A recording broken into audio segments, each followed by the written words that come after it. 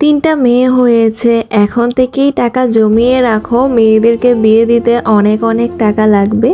এই ধরনের কথাগুলো কিন্তু ছোটবেলা থেকে আমরা শুনে আসছি আমাদের আত্মীয় স্বজনদের কাছ থেকে। অথচ আমার আব্বু আম্মুর কখনোই আমরা মেয়ে বলে মাথা ব্যথা ছিল না। আমার আব্বুর কিন্তু তিনটাই মেয়ে, আর আব্বুর কোনো ছেলে নেই, অর্থাৎ আমাদের কোনো ভাই নেই। কিন্তু আমার আব্বু এটাতেই অনেক হ্যাপি। আমার আব্বু আম্মু দুজনকেই কখনো নিরাশ হতে দেখিনি। তারা উল্টো মেয়েই বেশি পছন্দ করে। আমার আব্বু তো অনেক হ্যাপি ছিল আমরা মেয়ে বলে, এখনও অনেক হ্যাপিই আছে। আব্বু তার ৩ মেয়েকে নিয়ে অনেক বেশি গর্ববোধ করে, কারণ তার ৩ মেয়েকে তিনি মানুষের মতো মানুষ করতে পেরেছেন। আসলে ছেলে মেয়ে বলতে কোনো কথা নেই, সন্তানকে মানুষের মতো মানুষ করে বড় করে তোলাই হচ্ছে মেন ব্যাপার।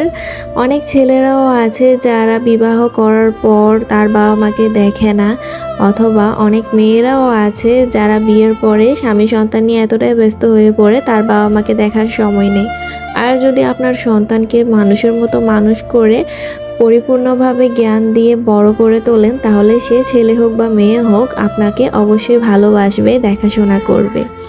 তবে এইসব কথা সেই সব মানুষের মাথায় কখনোই ঢুকবে না।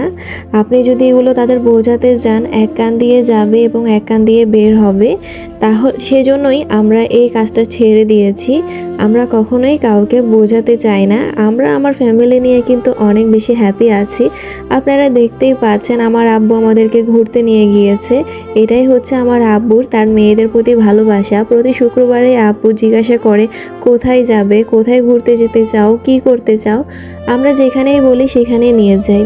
আজকেও নতুন একটা জায়গাতে নিয়ে এসেছে। এই জায়গাটাতে আসতে অনেক কষ্ট হয়েছিল, অনেক দূরে ছিল। এরপরেও কিন্তু আব্বু নিয়ে এসেছে। আমরা আসতে চেয়েছি সেই জন্যই। এটাই হচ্ছে বাবার ভালোবাসা তার মেয়েদের প্রতি, অন্য কারোকে বোঝাতে হবে না।